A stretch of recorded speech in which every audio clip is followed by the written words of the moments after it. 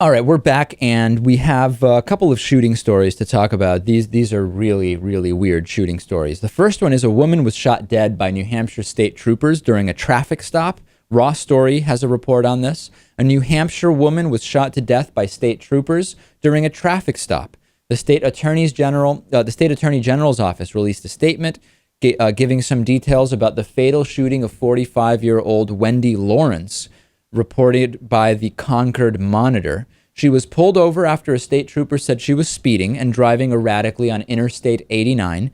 Lawrence gave the officer an ID and said she had a valid driver's license, but it turned out that she was listed as a habitual offender with a suspended license. That's when the officer says Lawrence sped away. A high-speed pursuit developed.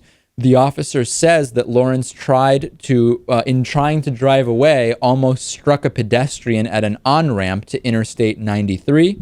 More troopers joined the chase. Eventually, troopers started shooting at Lawrence, striking her 4 times. She was pronounced dead at a nearby hospital. One witness said that they heard somewhere around a dozen gunshots. It appears that 4 is the number that actually hit Ms. Lawrence. Lawrence's boyfriend says that some of the shots hit the car as opposed to her person.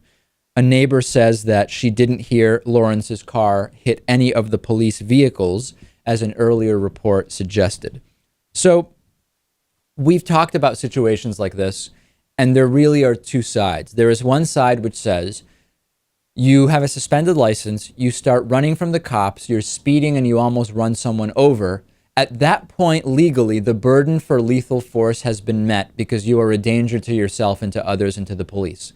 The other side is, did this really need to turn into a shootout, or could a spike strip, popping the woman's tires, or ramming her car, doing a pit maneuver, was there another option here? That's question number 1, Lewis.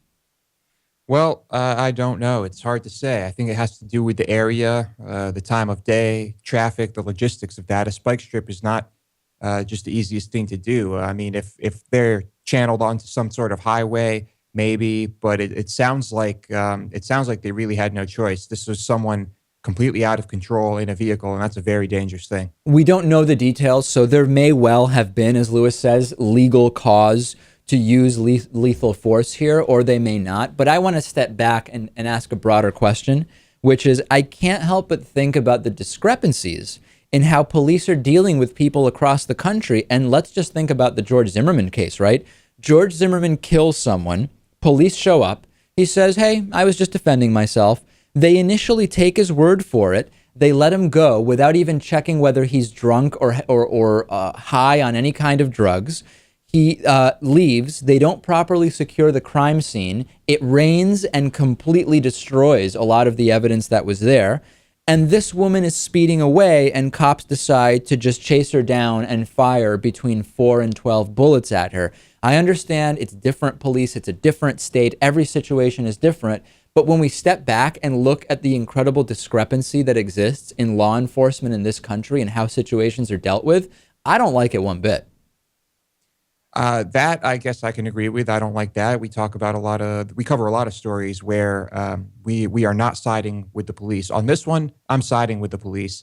I think if I were in their situation here, I probably would have done the same thing to stop an out of control driver who could have killed any number of people, driving erratically and trying to avoid arrest. By siding with the police, I say that legally speaking, this may have been justified, whereas letting George Zimmerman walk away was absolutely not.